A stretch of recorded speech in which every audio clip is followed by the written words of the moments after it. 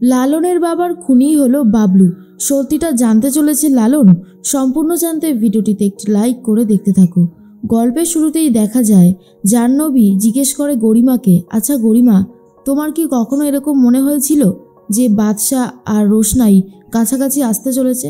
তখনই গরিমা বলে, আমার তো এটা অলওয়েজ মনে হতো। এমনকি বেনারসে যখন রোশনাই চলে গিয়েছিল তখন কিন্তু আরণ্যক পেছন পেছন গিয়েছিল, আর ওরা কিন্তু একই হোটেলে ছিল। হ্যাঁ জানি যে আরণ্যক আলাদা একটা ঘর নিয়েছিল, কিন্তু হয়তো ওটা আমাদের আইওয়াসের জন্য, কারণ এরপরে আমি আর আরণ্যককে ভরসার বিশ্বাস করে উঠতে পারছি না। একটা মানুষ কি করে এতগুলো খারাপ কথা বলতে পারে, কি করে আমি বুঝতে পারছি না। সুরঙ্গমা বলে, আমি তো আগেই বলেছিলাম যে আরণ্যককে ভরসার বিশ্বাস করার কোনো দরকার নেই। ও যেগুলো করছে সেগুলো অন্যায় করেছে, আর এটা এখনো স্পষ্ট। এই বাচ্চাটাই হলো সব কিছুর প্রমাণ। আরণ্যক এবারে আর পালাতে পারবে না। রোশনাই যদি একবার প্রমাণ করে দেয় যে ওর বাচ্চার বাবা আরণ্যক, তাহলে আমি কখনোই আমার মেয়ের সাথে আরণ্যকের এই সম্পর্কটা মেনে নেব না। তনুশ্রী তখন বলে, দাঁড়াও সুরঙ্গমা, এইরকমভাবে তাড়াহুড়ো করলে কি করে হবে? আমরা তো আরণ্যকের মা। আমি বুঝতে পারছি যে আমরা মা বাবা হয়ে বলছি ও কখনো এরকম করতে পারে না, কিন্তু সুরঙ্গমা কোনো কথা বিশ্বাসই করতে পারছে না, আর বলে, করি না, আমি তোমাদের একজনের কথাও বিশ্বাস করি না। এরপরে গরিমা বলে, আন্টি, তোমারও তো দুটো মেয়ে আছে, আর যদি তোমার মেয়েদের সাথে এরকম অন্যায় কেউ করতো তাহলে কি তোমরা সেটা মেনে নিতে? তাহলে আমার বেলায় কেন অন্যায় মেনে নেব বলো তো? এর মধ্যেই আরণ্যক তো রোশনাইকে থ্রেট দিতে থাকে আর বলে, কি ভেবেছো তুমি সবার সামনে এইভাবে আমাকে অপমান করবে, আমার নামে বদনাম করবে?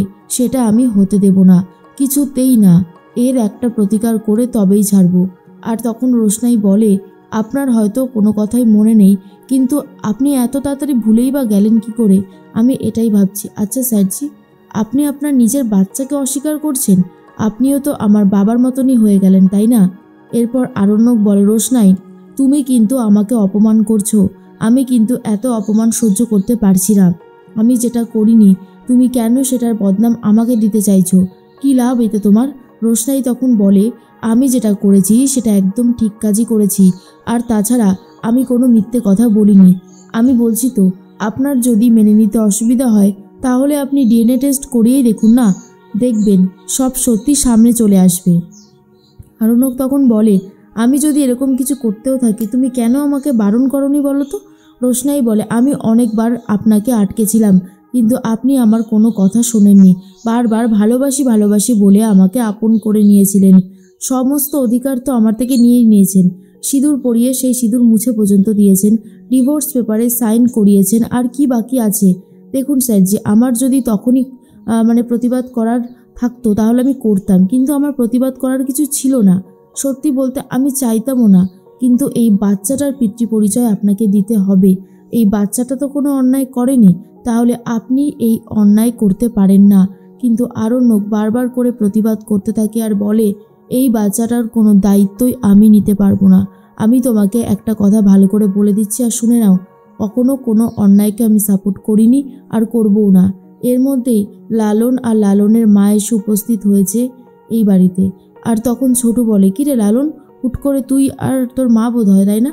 তখন লালন বলে, হ্যাঁ, আসলে তোমরা তো বস্তিতে যাবে না, তোমাদেরকে বস্তিতে যাওয়ার কথা বলতেও পারি না, তাই ভাবলাম আমরা নিজেরাই আসি কথা বলতে, এটা আমার মা। এরপর সবাইকে ডাকাডাকি শুরু করে ছোটু। এর মধ্যেই চলে এসেছে মিনির বাবা মা। তখনই মিনির বাবা বলে, আসুন আসুন, আপনি যে এসেছেন আমি যে কি খুশি হয়েছি আপনাকে বলে বোঝাতে পারবো না। এরপর দাদু এসে গেছে আর বলে, লালন, তোমার যখন ইচ্ছে তুমি এই বাড়িতে আসবে, তুমি তো এই বাড়ির সদস্য হয়ে উঠেছো, আর অসুবিধার কি আছে? এরপর লালনকে মিনির বাবা বলে, জানো তো লালন, আমি প্রথমে এই সম্পর্কটা মেনে নিতে চাইনি ঠিকই, কিন্তু পরে বুঝতে পারলাম যে তোমার মতন করে আমার মেয়েকে আর কেউ ভালো রাখতে পারবে না। আমার মেয়ে তোমাকে খুব পছন্দ করে, খুব ভালোবাসে, তুমি কিন্তু ওকে ভালোভাবে রেখো। ও তো জানোই একটু ইম্যাচিওর। লালন বলে, এইসব নিয়ে ভাববেন না আঙ্কেল, আমি মিনির দেখভাল করব, ওর কোনো ক্ষতি হতে দেব না। এর মধ্যে লালনের মা বলে, মিনি তো দেখছি অনেক বড় বাড়ির মেয়ে, আমাদের ঘর কিন্তু একদমই ছোট দাদা, আপনি আপনার মেয়েকে একদমই ছোট ঘরে পাঠাচ্ছেন। আমি চাই সমস্ত ভুল বোঝাবুঝিগুলো যা থাকবে সব এখনই মিটিয়ে নিতে, এরপরে তখন আফসোসের আর সীমা থাকবে না। কিন্তু মিনির মা তখন বলে, না না, আমরা তো সব জেনে শুনেই লালনের সাথে আমার মেয়ের বিয়ে ঠিক করেছি, পরে কেনই বা বলতে যাব, তাই না? এর মধ্যেই রোশনাই চলে এসেছে। রোশনাই তখন বলে, মিনির শ্বশুর শাশুড়ি এসেছে, খুব ভালো হয়েছে। তার মধ্যেই মিনিকে দেখাতে বলছে লালনের মা। লালন তখন বলে, আমার তো বাবা নেই, শুধু মাই এসেছে। বাবা অনেক ছোটোবেলাতেই মারা গেছে। আর এটা শোনার পরে মিনির বাবার খুব খারাপই লাগে। এর মধ্যেই তখনই তনুশ্রী আর বাবলু চলে এসেছে।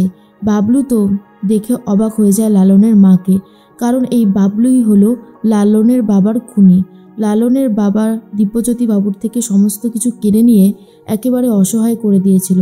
আর লালনের মা সেই লোকটাকেই খুঁজে চলেছে, কিন্তু জানেই না যেই বাড়িতে ছেলের জন্য সম্বন্ধ করতে এসেছে সেই বাড়িতেই তার হাজবেন্ডের খুনি লুকিয়ে আছে।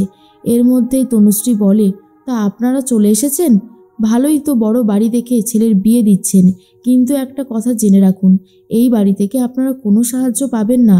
লালন তখন বলে, আমাদের কোনো সাহায্য লাগবেও না, আমরা গরিব হতে পারি কিন্তু আমরা ভিখারি নই, আমরা নিজেদেরটুকু নিজেরা জোগাড় করে নিতে পারবো। এর মধ্যে চলে এসেছে ঠাম্মি, আর চলে এসেছে মিনি। মিনিকে দেখে লালনের মা আপন করে নেয় আর বলে, তোমাকে তো খুব সুন্দর লাগছে। মিনি বলে, এই শোনো, তোমাদের বাড়ি যাব, তুমি আমাকে ভালোবাসবে তো, আমার মায়ের মতন আমাকে আগলে রাখবে তো? লালনের মা তখন বলে, নিশ্চয়ই, তোমাকে কেন আগলে রাখবো না, তোমাকে অনেক আগলে রাখবো, তোমাকে অনেক ভালোবাসবো, কিন্তু তুমিও আমাকে ভালোবাসবে তো মায়ের মতো? মিনি তখন বলে, হ্যাঁ, আমি তো সবাইকে ভালোবাসবো। এর মধ্যে লালনকে ঠাম্মি তখন বলে, দেখো লালন, তোমাকে আমাদের পছন্দ না, তাই আমি স্পষ্ট একটা কথা জানিয়ে দিচ্ছি, এই বাড়িতে থেকে তোমাদের বিয়েটা সম্ভব নয়। তখনই মিনির বাবা বলে, কেন মা, এই বাড়িতে কি আমরা থাকি না? এই বাড়ির কোনো সদস্য কি না আমরা? ছোট তখন বলে, তুমি একটা সহজ সাধারণ ব্যাপার নিয়ে কেন যে এত অশান্তি করছো আমি বুঝতে পারছি না।